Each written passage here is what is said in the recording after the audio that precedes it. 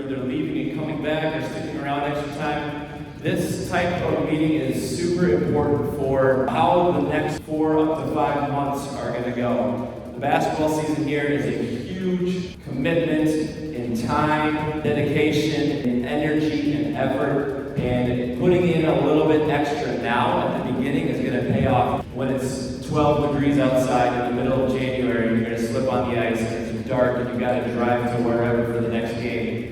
Putting in that now is going to prepare us. It's easy to be committed now at the beginning of the season because everybody's excited. It's hard to be committed in the end of January when we're tired and we've been doing this for a long time. And so thank you. Your sacrifice this evening is absolutely recognized and appreciated. To start us off, we've got our superintendent, Henry Tyson, who's going to just give a welcome and give you a little bit about his experience with St. Marcus Athletics and St. Marcus in general. Thanks. Thanks, Seth. Good evening, everybody. Henry Tyson, superintendent. I have a 3rd grader here and a 7th grader at NAC. My 7th grader, Dre, is in sports, as your kiddos are. Here's what I want to ask.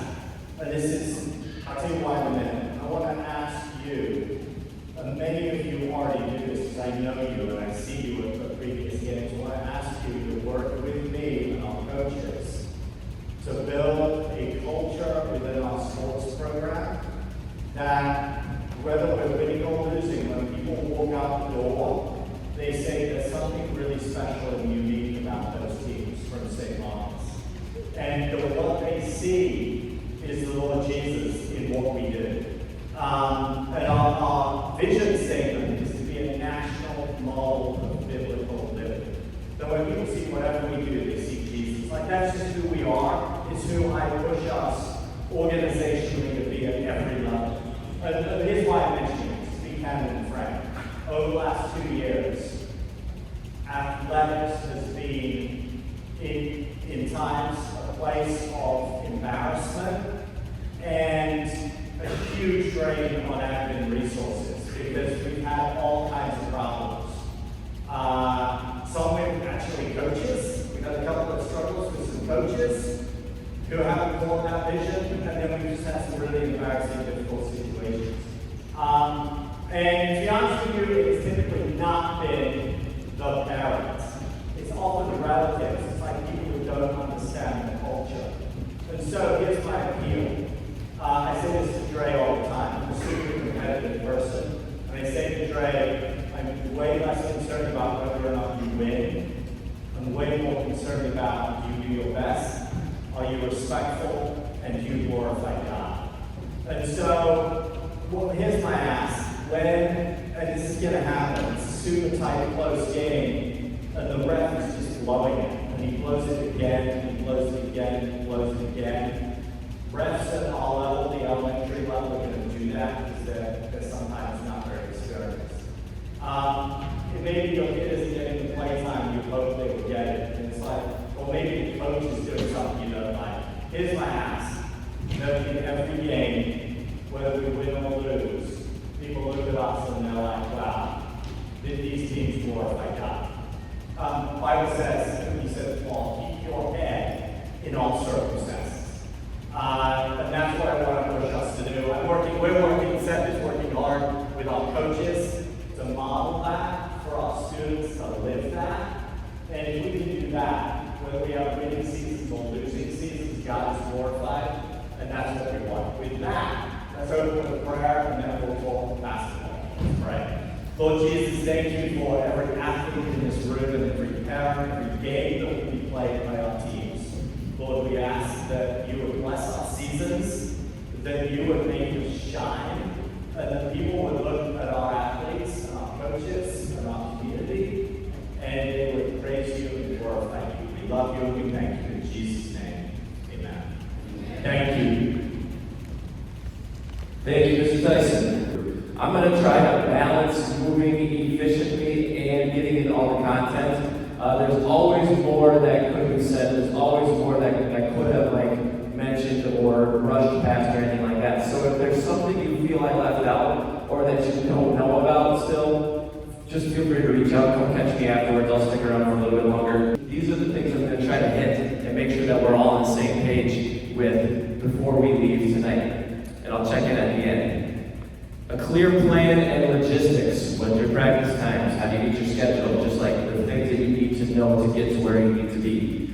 Number 2, confidence in our systems and being able to use them. A mantra that I've kind of like been giving to our coaches and I've been trying to develop myself is just the idea of goals. Everybody's got goals. You want a goal for the season, you have a goal for the game. Goals are great for people who care about winning once. Systems are great for people who care about winning repeatedly. That even goes down to like basketball. We can have a good play, you drop your play. The goal of that play is to score the basket. What happens when the other team is actually good or tries or stops the play? Then what do you do? What do you fall back on when that stuff gets hard? Well, you have a system that your players go where they should go when something goes wrong. Ours, we have systems in place that are going to help with getting the logistics and the plans and the attitudes and all that stuff easy to carry out and able to fall back on when things are starting to get hard. We're also going to be successful if we're all bought into our culture, and Mr. Tyson spoke a lot about that already, but like, what are we going to be like? What are we going to look like? Understanding how faith and discipline and relentless joy unite all of our teams. I haven't counted exactly, but we're going to have, I'm saying, 20 basketball teams across our network this year. That's across all the grades and the genders and the campuses. That's 20. If we have one culture that's unifying all of those teams, no matter what campus you go to, maybe you have a different style of playing, maybe you have a different offensive system, but if we have a culture that's all St. Marcus for all of them, then we'll be successful.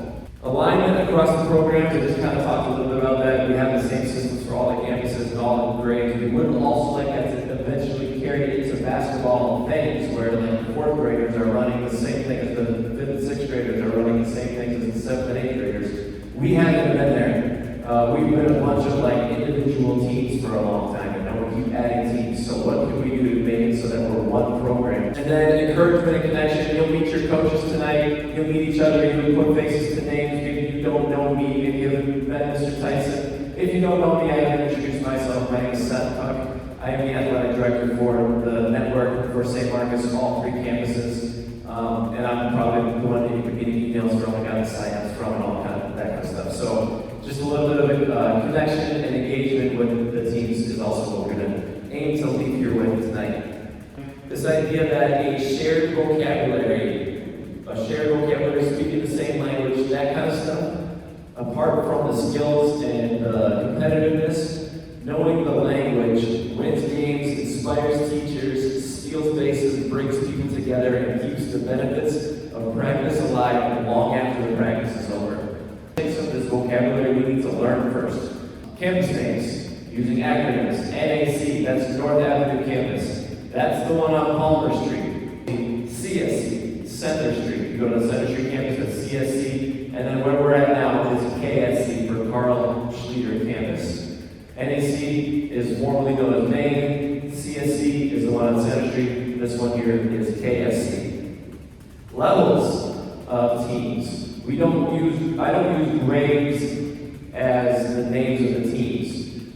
Instead of the 4th grade team, we call it C team. So you have A, B, and C, and that's not how good you are, that's how old you are. So A team is 7th and 8th grade, B team is 5th and 6th grade, C team is 4th grade. So if you have CSC B team, that means you are in 5th or 6th grade, and you go to the Center Street campus.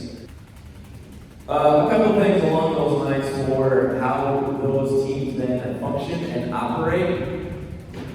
When you look at the C team, they're 4th graders, they're mostly beginners. Some of them maybe have played somewhere else, some of them never played at all before. So when we approach the C team, we don't necessarily do cuts for that team. We try to get everybody in the game. Everybody's supposed to play it, depending on how large the team is. But we try to create as many opportunities as possible for them to learn, to practice, to know what the lines on the court mean, to know what the basic offensive system is, to know what it's like to be a teammate, to have a coach, to listen to a coach, to travel to a game here and there. We don't necessarily have like an end-of-season championship tournament for them. They're getting games, they're getting experience, they're learning how to play, and everybody's getting a relatively equal chance in that. B team. When you get to B team, now you're not so much a beginner anymore, although we still are welcoming beginners. Depending on the team size, everybody still plays in those games, although if the team gets above 15 to 20 kids, that might change a little bit. We also don't necessarily do skill-based cuts for those teams unless the team is over 20 and we have to have a manageable size. If we do cuts for those teams, it's more based on practice attendance, especially early in the season. What your grades are like. Are you going to be somebody who's going to be wondering if they're eligible or not, which we'll get to? Are they a classroom behavioral issue? Those are the kinds of things that will be weighed heavily in if they make a team or not, more so than can they shoot or how good they are.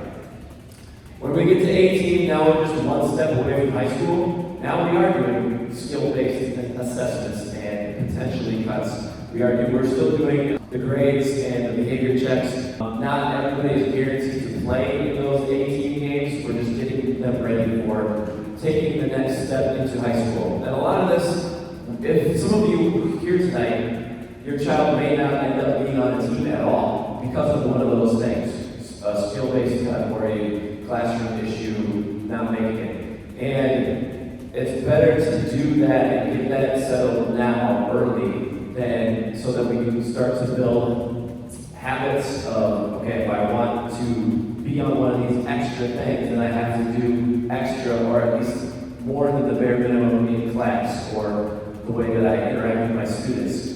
Or if you're just not at the skill level of playing a team or something like that, we offer so many other sports. There are so many other athletic opportunities for kids that I'm very proud that our school offers and encourages kids to do, to get to know whether that's in wrestling or track and field or soccer or some other sport like that, where maybe that's where your athletic future really is and get exposed to it now. We offer those opportunities. So even if there is a skill-based cut from one of these teams or whatever, they're still a part of our program.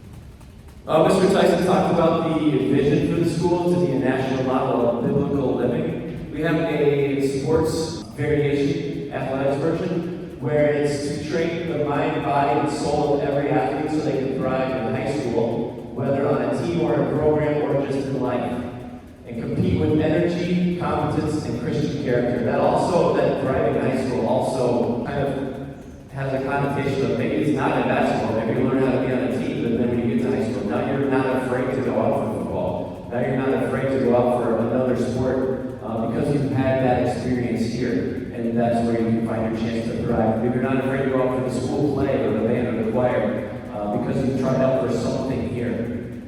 Our athletic program, we want to be known for its relentless joy, visible faith, and disciplined excellence. And that athletes, coaches, and fans shine brightly as a witness to Christ in every practice, every game, and every interaction, which is what Mr. Tyson was getting towards. Basically, ministry first, player development second, and winning third. Not that we don't care about winning, we actually do care about winning. We try to win games when we are able to. But winning also takes other forms in terms of starting from here and ending up here and being overall successful. Expectations of the players, like I said, the holding kids accountable now is our way to disciple them and to show that we care for them, to know that there are consequences for whatever actions it may be, positive or negative. We're trying to be consistent with them, that they learn lessons that will serve them later on in life. Either way, the goal is growth and to help every child move forward with discipline, humility, and hope. Some of the things that are going to be specifically applicable to students. 2.0 GPA. That is going to be checked every week. Coaches will know what their GPAs are every week.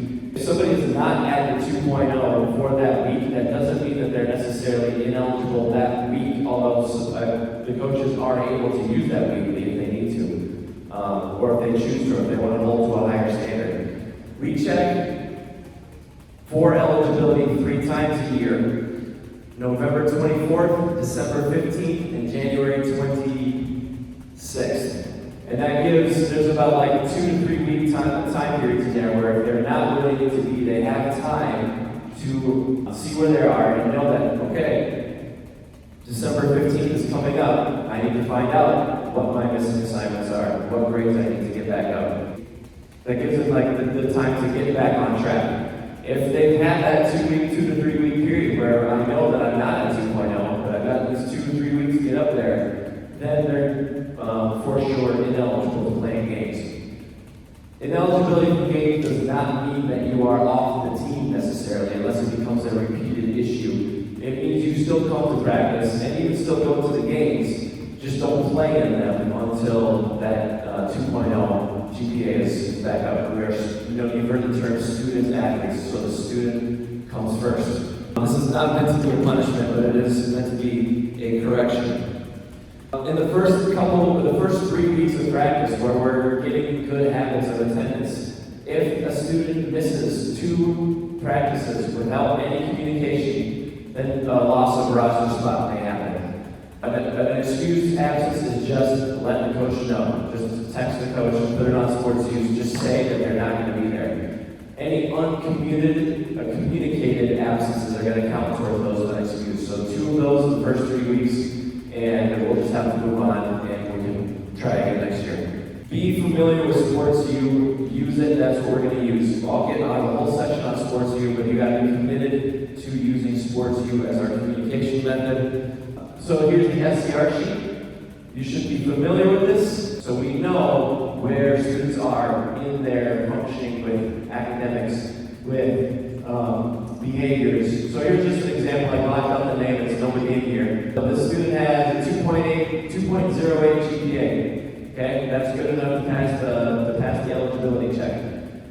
We have a list of what the missing work is, so the coach or I can say, hey, I know ELA is missing, math is missing. Parents, you can also ask me and just say I've had parents ask me what assignments are missing so we can get them back in. This is helpful. And then demerits listed weekly here, which brings me to what the demerit eligibility requirement is, which is fewer than 10 per week. Your coach will reach out to you if they have something, if they're going to hold a different kind of standard of we're doing 5 a week. One of our coaches is doing 5 demerits a week. We'll say we'll do 10, but we're not going to do a uniform. So if you don't have a belt on, we're not going to make that the reason why you missed that week's game. Your coaches will communicate with you exactly what that's going to look like for your team. Attendance at practices and games will be weighed heavily in playing time or roster positions. Respect for teammates, officials, coaches, and staff is expected, and representing Christ in attitude, effort, and speech. One thing that I didn't mention when I showed the levels of teams too is sometimes, not always, but sometimes we'll create reserve teams if there are enough kids that require having an extra A2 team. Parents, you guys partner with us. We're so appreciative. You play a huge role in what St. Marcus Athletics feels like, not just for your own child, but for everybody in the gym. When parents model respect and patience and support, even in tough moments, it teaches our athletes more than any practice or drill could, and we're just grateful for the way you show up, communicate, and respond. In general, being on time is important, especially after practice. Another thing that could potentially lose the roster spot is frequent late pickups. Our coaches are, for the most part, volunteers, and they have other jobs to get to, they have families to get to, they have other practices to get to, and they're not allowed to leave until the last kid is picked up. So your timely pickup from practice is not only appreciated, but it's also expected. We have to know that the only people in the gym during practice is the athletes and the coaches. No distractions from your siblings or parents or anything like that, but just the people that are involved in practice in the gym. Yeah, do cheer loudly. Leave the coaching to the coaches. When if a player looks over, misses a shot, looks over the bleachers, it is not with his team. So we want the players to be with their team and with their coaches. A couple specific things, if things get heated, don't come to the bench. Don't go on the court. The fans got to stay in the bleachers. If it's something like bringing me a Gatorade or a water over, that's fine. But if there's like an issue that needs to get addressed, find somebody that works at St. Marcus, find one of our admin that will be here and take up, try to address it with them. But leave the players and the coaches focused on what they need to be focused on. The other hard inconvenience thing that is going to be put on parents is transportation to away games. We're going to have a bus that takes teams to away games. That is all on parents to get there. And I'll show you like how to get the maps and all that stuff, but parents are responsible for all transportation to away games. In the packet that you have, I'm not going to go through a ton of these, but like this is something I took through our coaches through this summer. And you can look through this on your own, but it's just a way to anticipate things that practicing or thinking about what are some things that could come up that will get me or other fans or my student or the coaches in an uncomfortable situation. How are we going to respond to stuff like that? I'm just going to point out like one or two of them. You can go through the rest of them on your own. But this is just a really helpful way to think about if this happens, how do I want the player to respond? How do I want the coach to respond? How do I want the rest of the gym to respond to something like a bad call or a referee dispute? What is the coach going to do? What is the player going to do? And what are the fans going to do in an ideal situation? Ideally, that would be the fans accept the call and move on. Now, we know that's not always like the easiest thing to do, but like Mr. Tyson said, the referees are going to be a little inconsistent. The rules are going to be a little bit different from gym to gym. The referees are the ones that are hired to be there, and they've studied for getting their referee license and stuff like that. So they actually do know most of these rules better than pretty much even a lot of the coaches, especially certainly more than the players.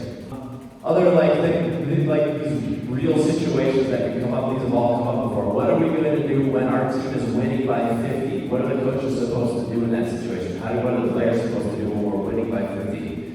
What do we do when we're losing by 50? How do we want the players to respond and the coaches to respond? What are we going to do when we're in a trophy presentation for second place or first place? Just some things to think about, like what are the ideal responses?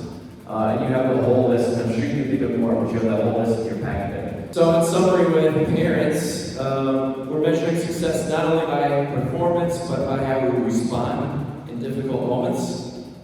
Coaches, players, and fans each share responsibility for representing Christ at St. Marcus with humility and grace. Respect for officials, opponents, and one another is not negotiable, even when emotions run high. Winning with humility and losing with perspective are both forms of witness, and our reactions reveal our character, composure, gratitude, and unity are our standard. There's 3 levels of expectations. We have expectations for the students, we have expectations for the parents, you have expectations for me in our program. And I'm open to more, but here are some that I came up with that you can expect from St. Marcus athletics in general. That clear communication and consistency across the team and campuses, that the practices are safe and well organized and developmentally appropriate. Your matchups, I'm not going to match up a 4th grade team against a 7th grade team. We prioritize academics, faith, and personal growth alongside athletic success. Fairness and transparency and eligibility and scheduling and discipline decisions. We're not just going to pull somebody off the team because we are annoyed with them that day. We'll have professionalism and respect through coaches, staff, and volunteers. We're going to celebrate effort and improvement and competitive results. And we ensure that every athlete, regardless of skill level, experiences belonging and encouragement. We're going to coach everybody on the team. Those are what you can expect from us. And if you see anybody from St. Marcus not living any of these out, please do let me know and bring it to my attention because this is the standard that we're going to hold ourselves to. Just some parent-coach communication stuff. If there is an issue that is going to be difficult, don't do it immediately after the game. That is an emotional time. Coaches are worried about their team, their collective jerseys. If there is an issue that needs to be brought up, wait until the day after. You can bring it to me, you can bring it to the coach the next day. Email works great. We will absolutely work on solutions when it comes to things like how can I get better. If you feel like your child's well-being and health and safety are put in jeopardy, we need to know that. If the practices are too dangerous or if the matchups are physically unsafe, we need to know that. Things that we're not going to really engage in discussion with is complaints about playing time, complaints about play calling or strategy from the coaches, and other student athletes. If you would like to be a part of our team, I got 3 ways up here for that you can be involved. Help out with transportation. Not everybody can get to the faraway games, Waukesha, or wherever it is on time, or even practice on time. You can work with each other to carpool. Say, I got this tonight, we'll trade you transportation duties. That's a huge help. End of season parties. I am a terrible party planner. I will pay for some food to have at the end of the party, but if any parents say you have a catering business or you just enjoy doing that and you are a team builder, we'll definitely take your assistance or your planning and direction on how you want the end of the season team parties to go. They're so great to have. They're clear markers at the end of the season. It celebrates the accomplishments of the kids. I just can't plan 20 of them. And then I'll put this in our SportsYou, but be willing to help out at the score table or concession stand are great ways to be a part of our teams. I'll show you how to do that in an email at a later date as we get closer to game times. Specific things about practices, just your specific practice days.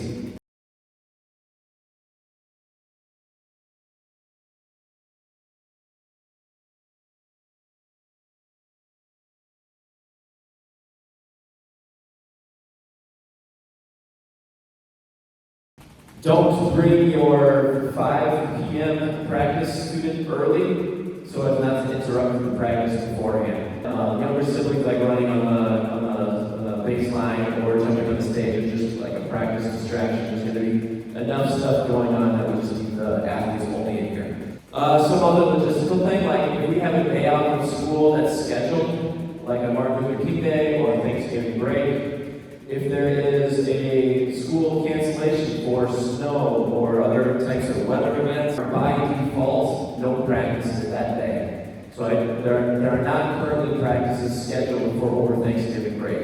If the school is canceled, the practice is canceled. Coaches are able to reach out and schedule extra practices during those times. It can't be mandatory, but it can be an opportunity to come in and get some more work in. And it just has to get put on the schedule, so the coaches are going to be responsible for scheduling it and then communicating it with you. If they did not say anything to you, then there's not practice. If they did, then we can come in and get those extra days in. Game day stuff, if your team plays at 4:30 or before, they can get on the bus and come to the game. If they play at 5 o'clock or later, then they should not come to the game unless their coach brings them. A lot of the older team coaches will come early into the game and be with them, but this is just like a supervision issue where unsupervised older kids can't be at the younger kids' games if that's how that evening goes. So either pick them up from school and take them home and bring them back to the later game, or their coach will reach out to you and say, hey, I'll be at the game, they can get on the bus today. All right, SportsYou. If you're familiar with the website, athletics.stmarcus.org, I'll also link that in your SportsYou channels. You can find a written down schedule there, which will also have your packet there. Don't memorize that. That is stuff in there is going to change, so don't be super beholden to that schedule. It's for the most part right, but something in there is going to change. But that schedule is also on the athletics website. That's also the place to go for team registrations. Even all the sports that we have this year are just open all year round, so you can register there. That's where the registrations are. And a lot of other information about our program. SportsYou, on the other hand, is going to be our hub for communication. It's our lifeline for schedules, updates, accountability, everything. We're not doing emails from this point on. We're not doing group chats necessarily. SportsYou is where it's all going to come from. So if you don't know how to get set up with that packet there has a QR code and your team access still having issues with it, I'll stick around as late as I need to tonight to make sure that you are in there. And then I'll go back and make sure, like, if everybody's signed in or on the rosters, to be able to cross-reference who's not in there yet. But that's going to be where it all comes from.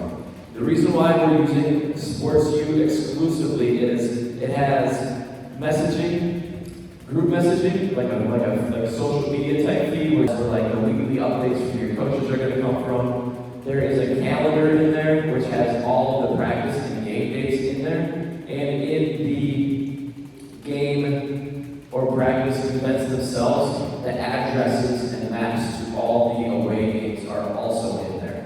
There's an RSVP function, which is not going to be like a requirement, but you can, if you want to make sure we know you're going to be there or not going to be there, you can select yes or no. And if you select no, I'm not going to be at this whatever practice, that can count as like your excused absence because you did communicate through SportsYou that you were not going to be there. And then you can direct message me, you can direct message a coach, you can communicate with each other. It's great for coordinating ride and say, hey, I need a ride to the game tonight. Everybody can see it. And that's where I'll put tournament updates and things like that.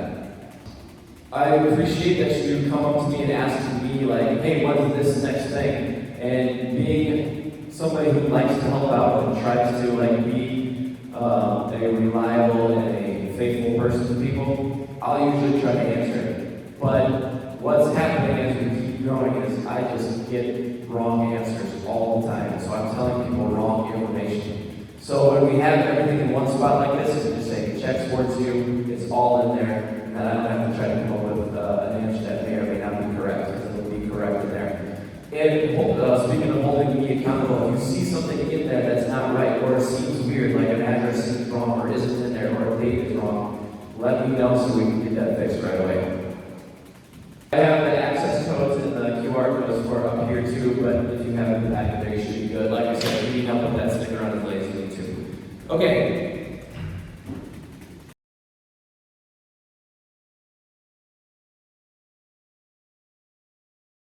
Five things we're shooting to do. Get the plans, logistics, figure out what our systems are, buy into our culture, align across the program, and encouragement and connection. Did we